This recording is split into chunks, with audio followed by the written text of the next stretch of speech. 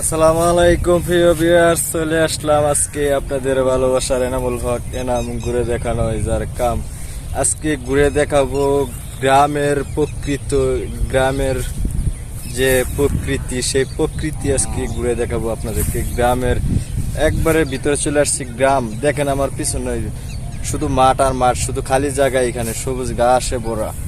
এখানে শুধু ধান চাষ হইতো, ধানের আবাদ হইতো। এখানে ধান কেটে নেওয়া হয়েছে, সেজন্য ঘাস জ্বালিয়ে এখন একবারে সবুজ হয়ে গেছে। এটা গ্রামের একবারে ভিতরে চলে আসছে।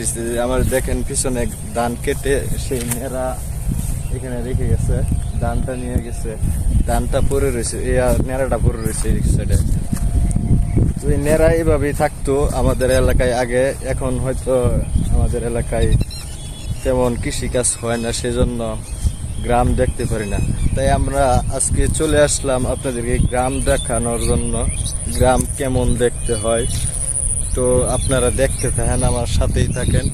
আমার পিছনে দেখতে পাচ্ছি অনেক পাখি, খুব সুন্দর দেখা যাচ্ছে দৃশ্যটা, অনেক সুন্দর দেখা যাচ্ছে দৃশ্য। অনেক পাখি আছে পিছনে, দেখেন।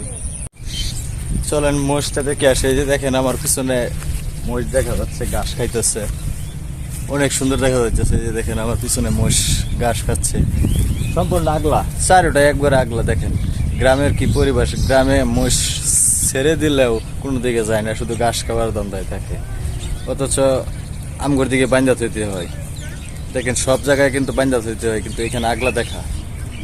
গরুও আগলা, মহিষও আগলা, কিন্তু কোনো দিকে যাচ্ছে না। তারা তাদের ঘাস খাওয়া নিয়ে ব্যস্ত। গ্রামের পরিবেশটা এইরকম। দেখেন আমার চারো সাইড কোনো আশেপাশে কোনো বাড়িঘর নাই, শুধু প্রতির জায়গা কৃষি জমি।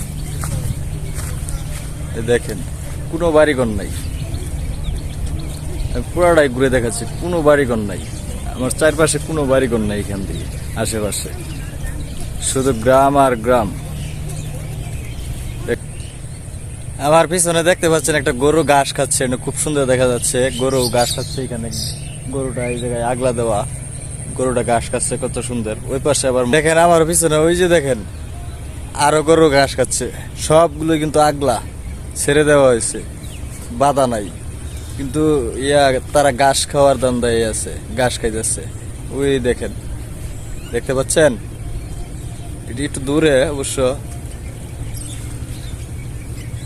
গ্রামের পরিবেশটা এইরকম। আসলে ঢাকা শহর গ্রামের পরিবেশটা কিন্তু অনেক অনেক সুন্দর, তাই আপনাদের গ্রাম দেখানোর চেষ্টা করলাম। তবে সবাই বলে যাবেন কমেন্ট করে গ্রামটা কেমন হয়েছে, ইনশাল্লাহ।